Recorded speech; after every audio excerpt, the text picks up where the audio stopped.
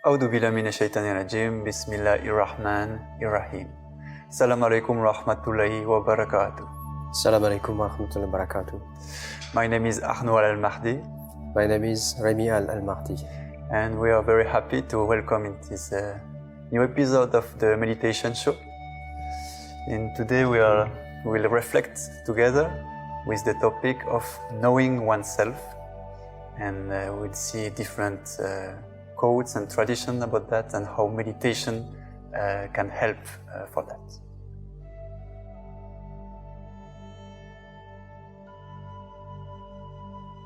So we'd like today to start our episode with a quote from Imam Ali, and I will read it now and then we'll reflect together about that. So it says, "Your remedy is within you, but you do not sense it. Your sickness is from you, but you do not perceive it. You presume you are a small entity, but within you is unfolded the entire universe. You are indeed the evident book by whose alphabet the hidden becomes manifest. Therefore, you have no need to look beyond yourself. What you seek is within you, if only you reflect." Ali ibn Abu Talib. Peace be upon him. Peace be upon him. So this is really a beautiful stance, and we can see that everything is inside of us. That's what he said. And meditation, one of the definitions of meditation we can find is to turn the attention from outside to inside. So it's very relevant to practice meditation on this path, to know God and to obey and to follow the path of the prophet and messenger of God.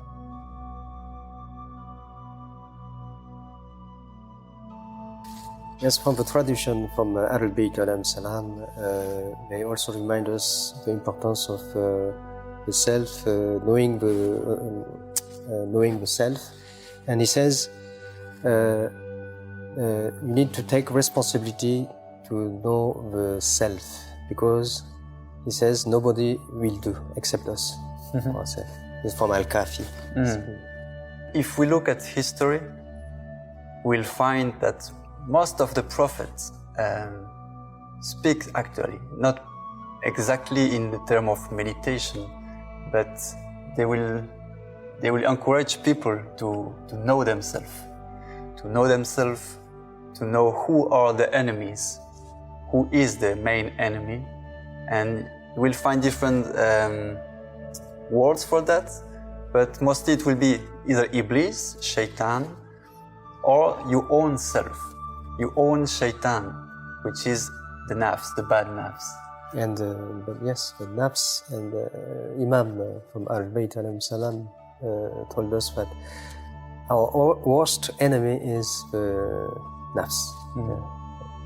So it's very worth it to apply this advice and to turn our attention and to look what is happening inside. Who is running this house? Who is on the throne of this house? Is it the nafs, or is it the soul? Is it the goodness, the greatness, or is it desire, thoughts, and selfishness? And to distinguish these things, meditation will be a great tool, because by simply observing and witnessing the movement of the mind, the movement of emotion, the inner world, we learn the different vibration of this different source, and it will come clearer and clearer, practice after practice, what is what. And for that we have to practice. Yes. And a regular practice is always encouraged, even if it's small amount of time. Regularity is a secret for success.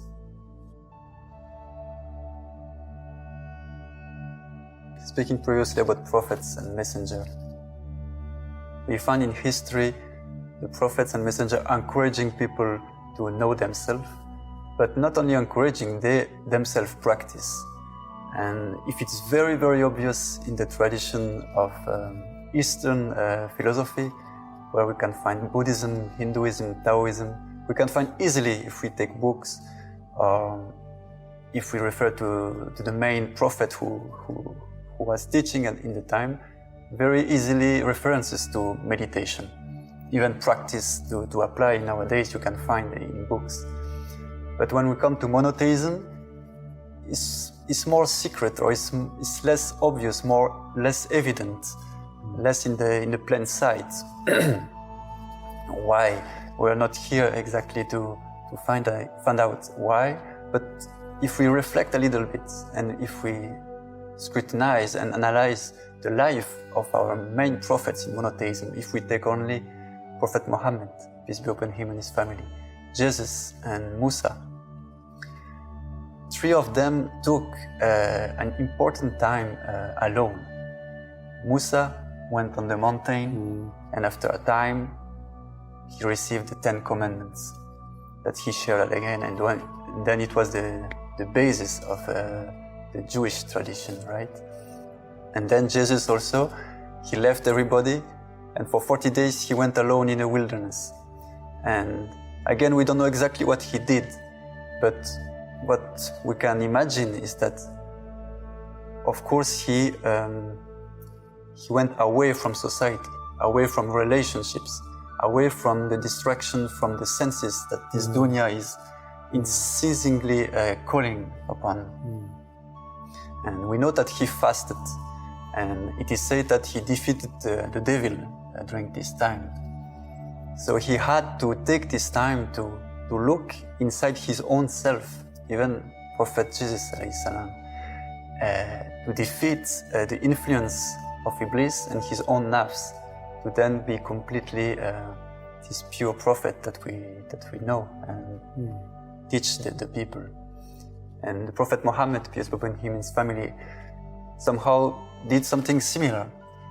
Before the revelation, he went many times, it is said, to this Mount Hira in a cave, meditating or spending time alone in silence. And by this process, we find this story all the time in monotheism, actually. This reclusion to find this time to receive God, to receive the message of God, the secret of the inner world. And so if our prophets did that, why not us? So it's again a good reminder why to meditate, why to take a time every day if possible. Or if you have a possibility to take a longer time on weekend or time, to really take time to really dive inside and to take time to take responsibility, as this hadith was saying, about your own self.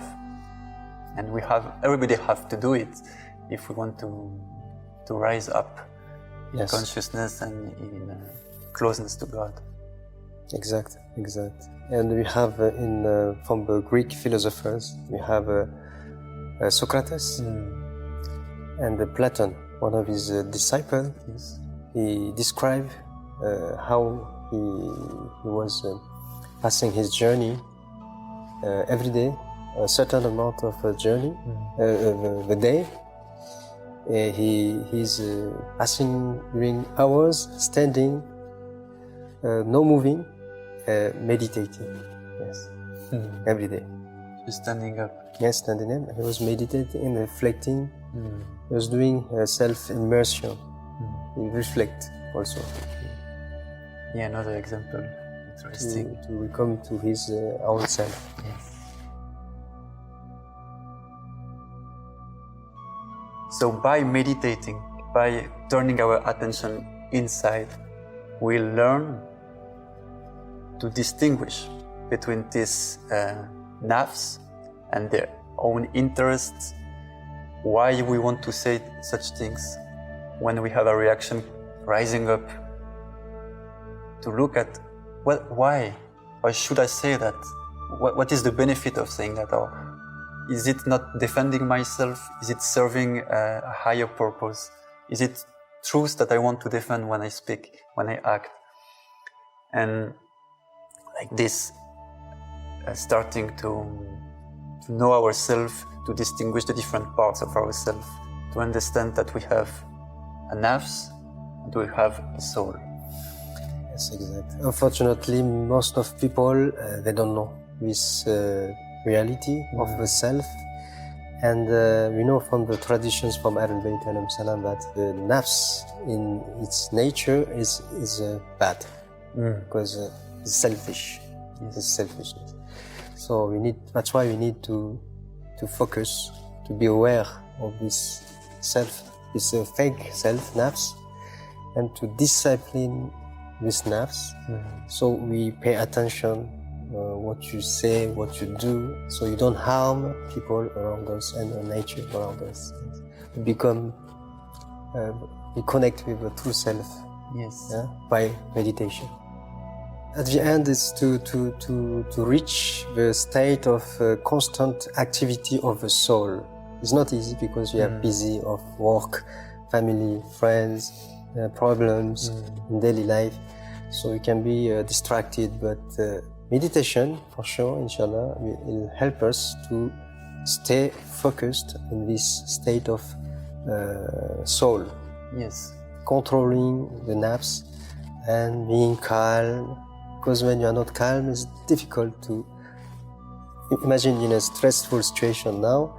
If you cannot be calm, you lose your intellect, your capacity to deal with full intellect. So that's why that's right. We need to. Yes. If we can take a very simple example also. Let's say someone has a desire, strong desire. It can be sexual desire, for food, or even for sleep. And this person have no experience of knowing himself. And he will just follow this desire and he will try to fulfill this desire. Yes. Why? Because he feels that is himself. So he wants this for his own benefit or his own happiness. He will believe that fulfilling this desire will bring him goodness. By learning to distinguish, to observe ourselves, we'll see. And also by reading, by the way, we'll see that this strong desire is always seen as something that is against the activity of the soul. But by learning that, we'll then learn not to follow that. Because it's not because we'll start to know ourselves and meditate that we'll not have desires, that we'll not have bad thoughts, or will not have needs. But the difference will be in this choice of engaging with it or not, to taking this seriously as our own self or as something actually external to us, which is the ego, the nafs, and something to ignore if we want to walk on the path of righteousness.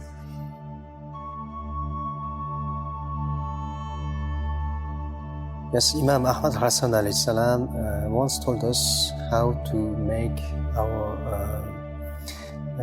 our soul stronger, and he said that we need the solution is to fast against our fasting is what it is basically is just to make weak all the senses. When you are thirsty, you don't drink. Hungry, no eat. You sleepy, no sleep. Praying. It means you oppose all but what your nafs wants. You oppose it. This is a way of fasting. This is real fasting. And what happens after? It makes your soul stronger. Because the nafs, the senses, and his nafs is very inaccurate, as Imam said. Yes. And one more thing, it came to me when you were speaking. It's like, why fasting from the senses? Or why also fasting from our own thoughts, as we saw the last time in the episode? Because Ahmad Hassan alayhi salam, he said that this dunya, this world, is an illusion. Yes. And how this world exists? If we take a few seconds to just reflect about that, and we'll go deeper in the meditation that is following. But this world, which is made of light, form, colors, sounds, actually it is only existing for us through our senses. Apparent. And if we fast this influence of the senses, we'll find ourselves with something much more essential, much more true, which is the soul, which is the core of our being.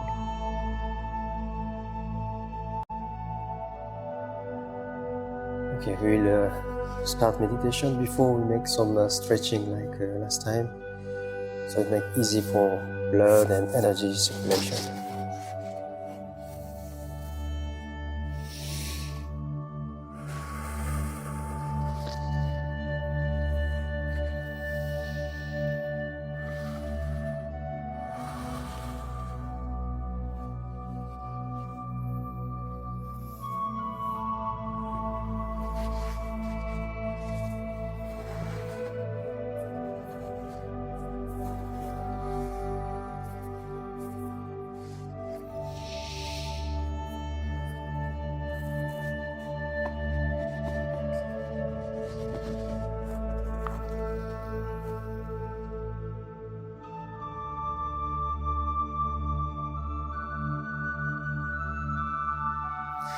So today we'll make a meditation a little bit different, because we'll try to dip a little bit more inside the being, and we'll go through a little journey where we'll dismiss every components that we can know, that can perceive.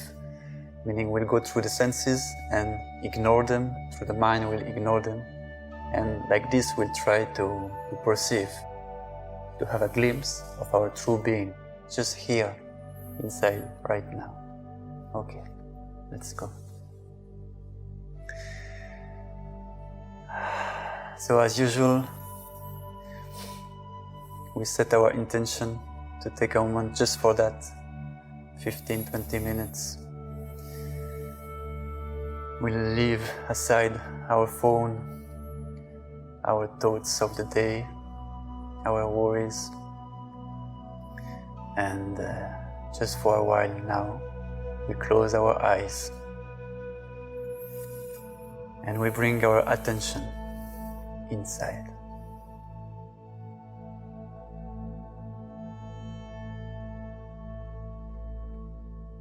We take 3 deep breaths. Bring inside relaxation, light, goodness.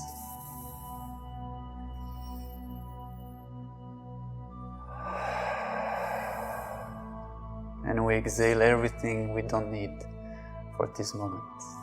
Every stress, irritation, frustration, worries.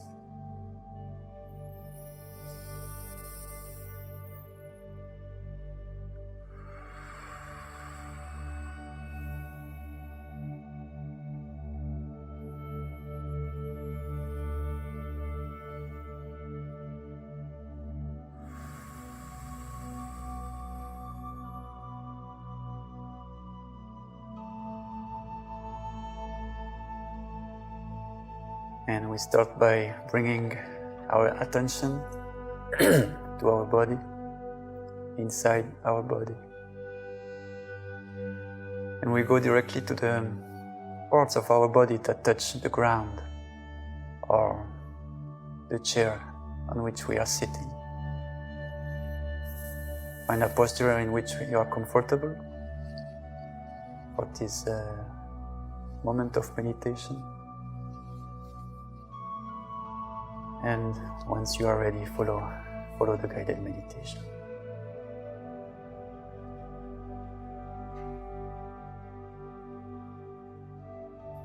Just feel the sensation of the body without any comment, like or dislike. Just witness them as information.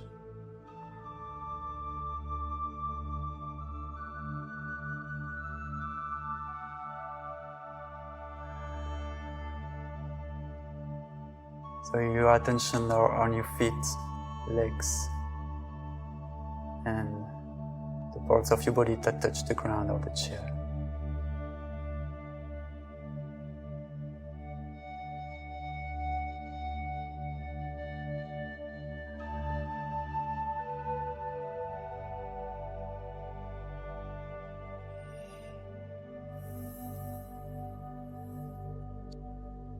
You can bring your attention to the upper part of your body. You may feel your chest opening and closing with the movement of the breath.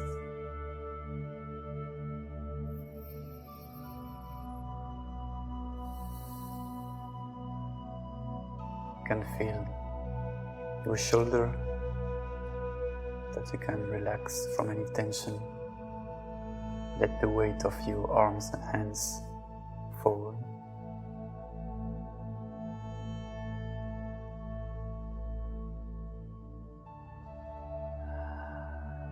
Feel the air coming in and out of your nostrils or mouth.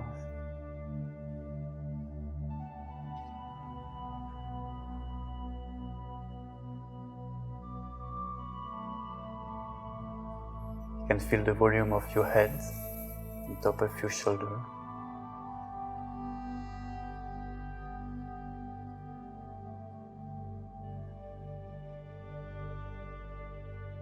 Like this, through the sense of touching, you receive information from your body.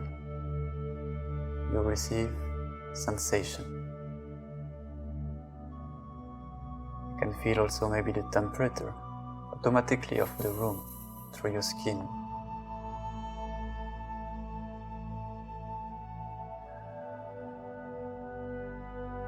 Everything that happens in your body is perceived right now through the sense of touching.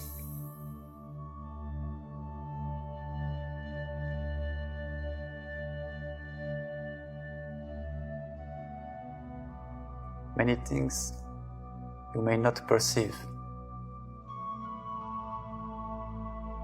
but everything that it is perceived by the sense of touching, automatically, instantly, you know it. You receive the information. Sensation or information.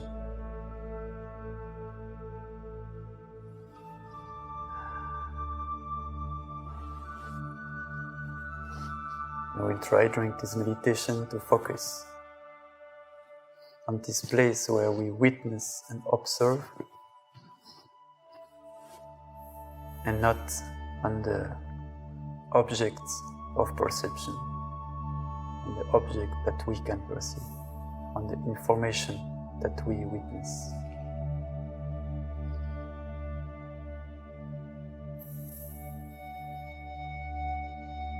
So to start our journey, we'll start now by dismissing and ignoring from now on every information coming through the sense of touch.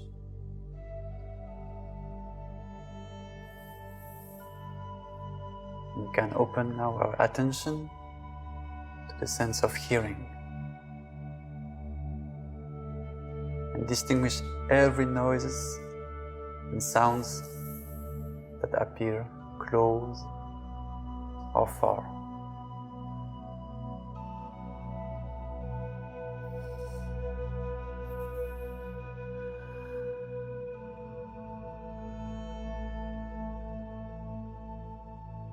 Sounds that appear shortly or that stay more long.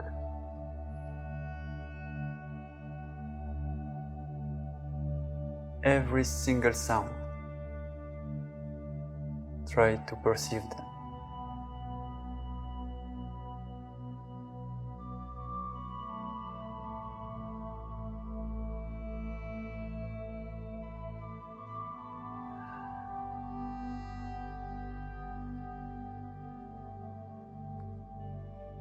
And again, feel the sounds and noises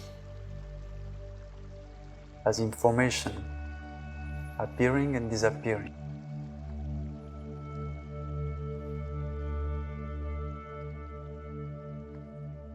And again, feel that every sound and noises that appear and disappear are just information perceived by you. They are objects of perception that you perceive from a still and silent place.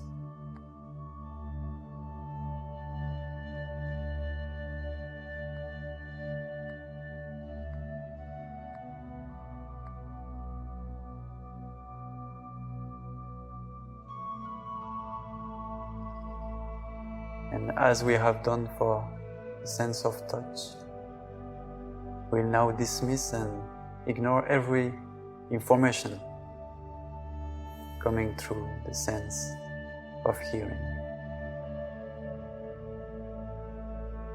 And we'll move to the next senses, smell and taste.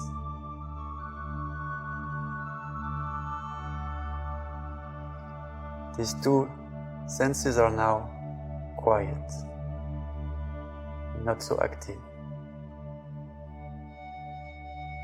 You may smell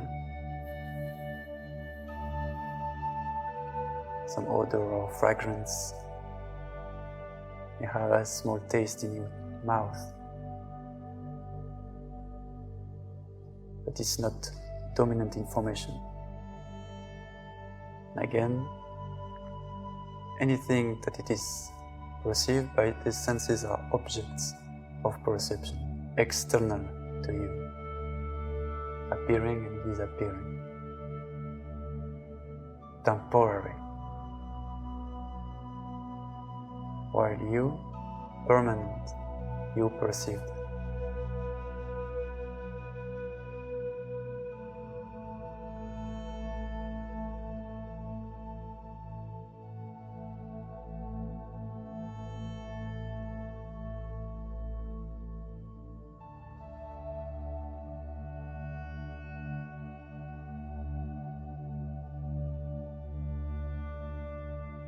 And with these two senses, we do as we have done with the other two senses.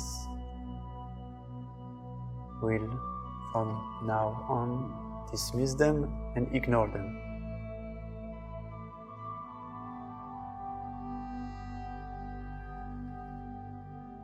And our attention now goes to the last sense we have, the five senses, sense of sight. You can now, for a few seconds, open your eyes again and take notice, witness the world appearing in front of you through colors, form and light. And everything you perceive it as information and objects of perception.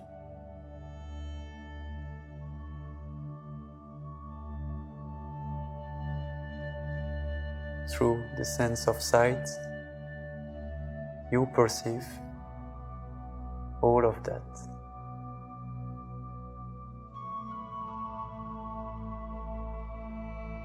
And you can again close your eyes, and the world disappears. And you witness the absence of sight from this deep, silent place, just here.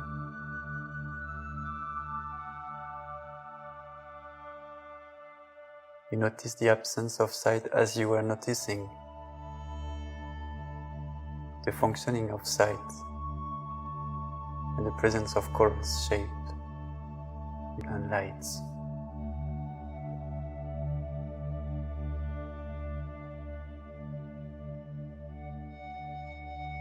We have now dismissed all information from these five senses. We say that they may appear and disappear, but we don't engage with them. So, here and now, without giving attention to the outside world,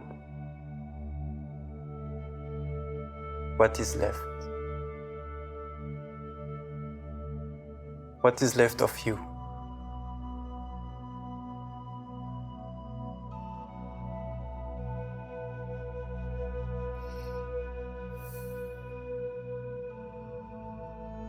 Who are you if you have no information of the world?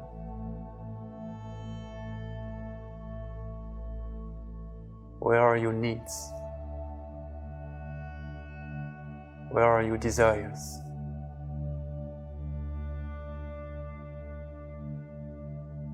Where are your thoughts?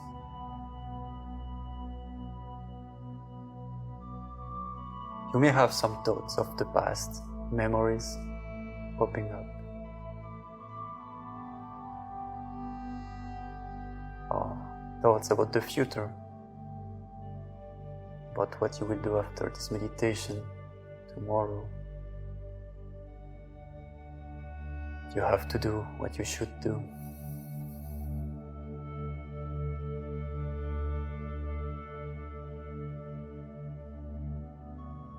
Thoughts about others, about your family, about yourself, or even about this present moment, about this meditation, comments, opinion, judgment. And all of that as a sixth sense, taking thoughts as objects of perception again, that you perceive. Objects that appear and disappear.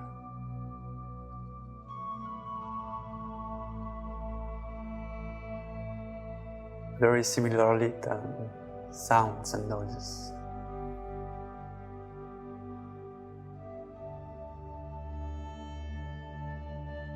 Now you decide again to ignore and dismiss anything coming from your mind, just for a while.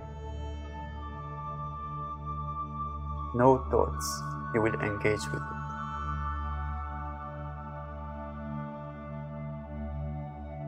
No thoughts, no state, no mood, no feeling and no emotion, which are parts somehow of a bigger mind activity.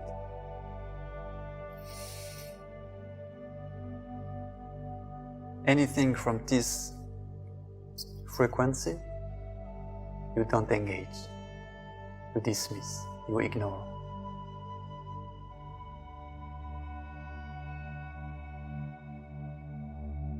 You are here, right now, alive. You exist.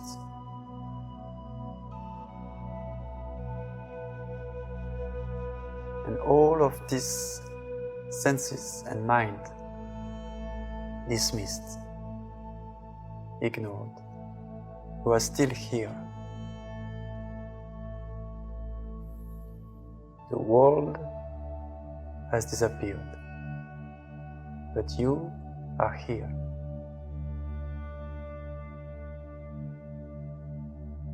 Needs and desires cannot exist if you ignore the five senses in the mind.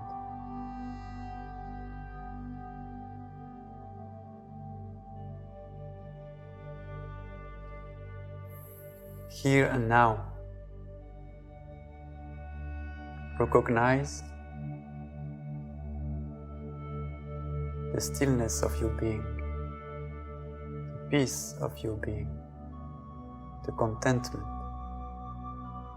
simple.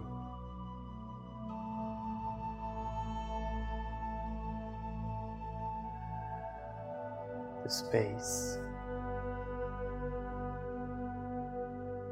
your attention doesn't go with anything external from you. You, the witness, the perceiver, the one who exists beyond any senses, thoughts, memories, and identity.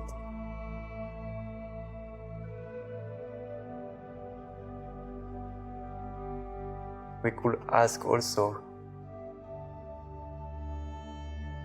a question that could be a bit disturbing.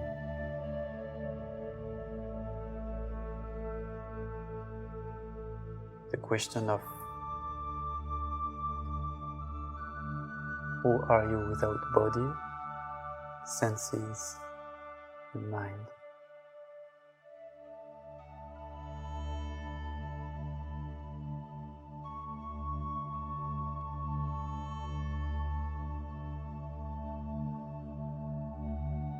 Feel it.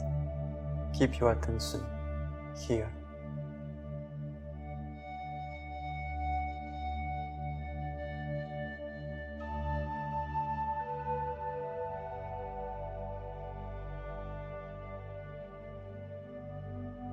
Like this, coming back to our core, our true self.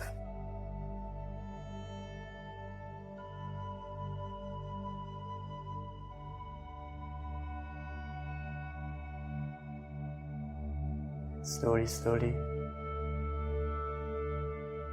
you come back with your attention to your body,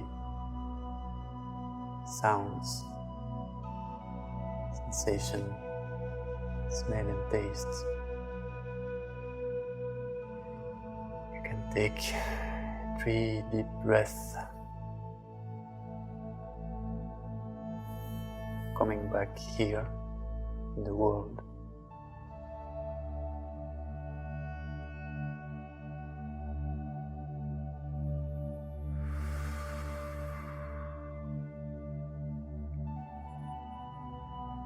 Breathe in goodness, light, relaxation, space.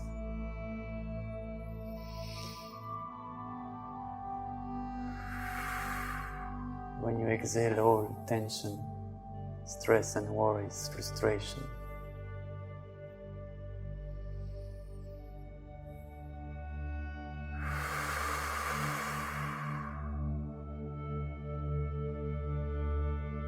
And slowly, slowly, when it's time for you, you can also open your eyes.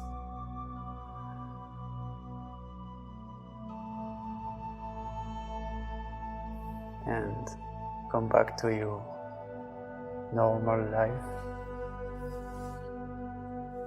trying to stay a bit with this space, this inner state that you may have touched.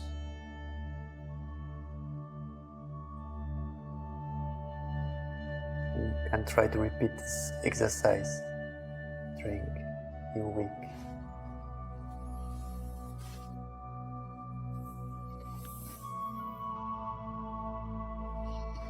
So for today we have reached the end of the session. We hope it has been beneficial for you and wish you everything good, and we hope to see you soon. Inshallah. Assalamu alaikum wa rahmatullahi wa barakatuh. Assalamu alaikum.